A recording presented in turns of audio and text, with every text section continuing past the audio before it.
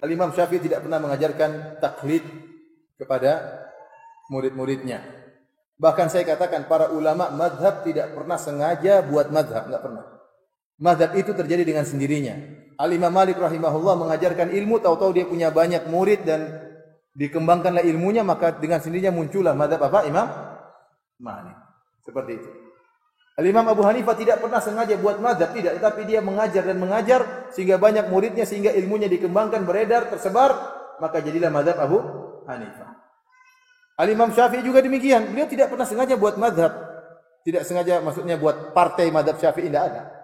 Atau partai mazhab Malik, tidak pernah ada yang sengaja di antara 4 mazhab tersebut sengaja buat mazhab, tidak ada. Tapi terjadi dengan sendirinya. Demikian juga Al-Imam Ahmad, terjadi mazhab beliau muncul dengan sendirinya karena beliau punya banyak murid dan ilmu beliau dikembangkan, maka muncullah mazhab Al-Imam Ahmad.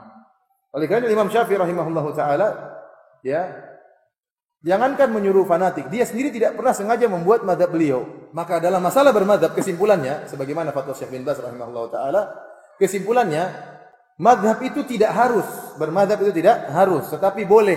Bermazhab itu boleh. Kenapa? Kata lain dari bermadzhab artinya berguru. Anda kalau bermadzhab Syafi'i artinya Anda berguru dengan ilmu siapa? Imam Syafi'i. Apakah berguru dengan Imam Syafi'i dilarang? Ya jelas tidak. Seorang tatkala mengatakan saya bermadzhab Maliki artinya saya belajar agama dengan metode dan kaidah-kaidah yang telah dijelaskan oleh Al-Imam Malik.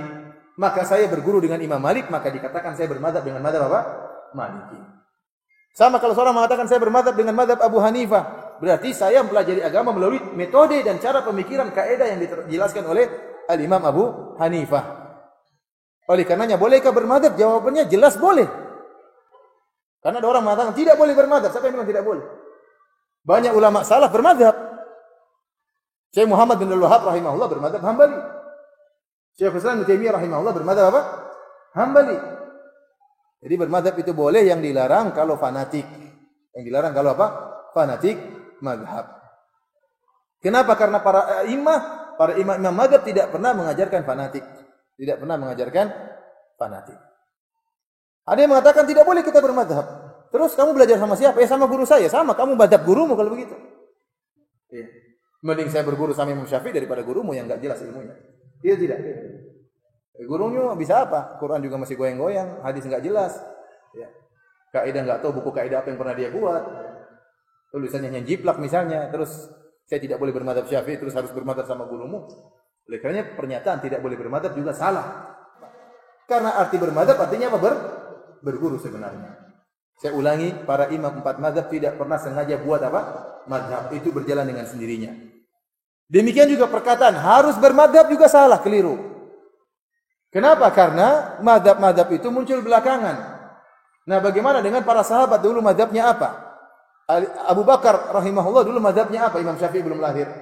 Imam Abu Hanifah belum lahir, Imam Malik belum lahir. Mazhabnya apa Abu Bakar? Mazhabnya apa Umar? Apa mazhabnya Utsman? Apa mazhabnya Ali? Mazhabnya mazhab Rasulullah sallallahu alaihi wasallam.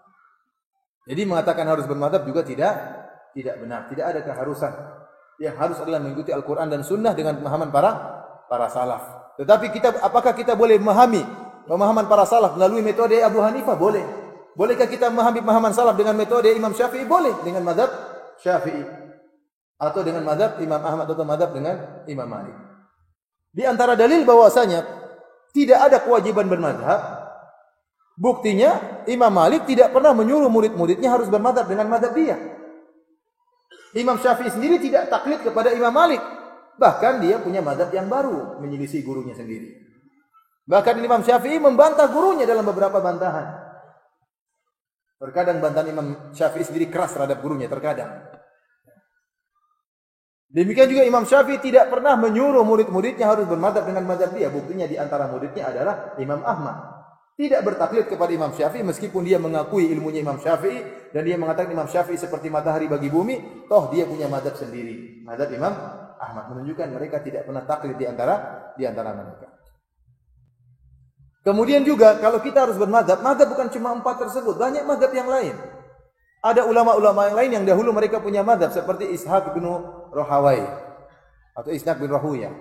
Dia punya mazhab sendiri, Abu Thawr punya mazhab sendiri. Daud Az-Zahiri punya mazhab sendiri. Tetapi mazhab-mazhab ini menjadi musnah, sudah tidak ada lagi, hilang, ditelan masa. Kenapa? Murid-muridnya tidak mengembangkan. Ini nasib seorang guru kalau muridnya tidak perhatian seperti itu. Akhirnya apa? Hilang, ditelan masa. Ya. Sehingga mazhab-mazhab tersebut tidak berkembang. Padahal dahulu ada mazhab tersebut dan nukilan-nukilan pendapat mereka masih dinukil. Misalnya kalau untuk baca Sunan Tirmidzi, Imam Tirmidzi rahimahullah dalam sunannya sering menukil. Dan inilah pendapat si fulan karena mereka dahulu punya mazhab. Sekarang sudah tidak ada. Kenapa? Karena tidak ada yang mengembangkan ilmu mereka. Adapun pondok bermadzhab Hanafi masih banyak. Adapun pondok-pondok bermadzhab Syafi'i masih banyak di tanah air kita. Adapun pondok-pondok bermadzhab Maliki masih banyak di Afrika. Adapun pondok-pondok bermadzhab Hambali masih banyak di daerah Timur Tengah, ya, seperti Saudi, kemudian di Kuwait dan yang lainnya. Dari sini kita tahu bahwasanya pernyataan wajib bermadzhab juga keliru dan pernyataan tidak boleh bermadzhab juga apa? Juga keliru.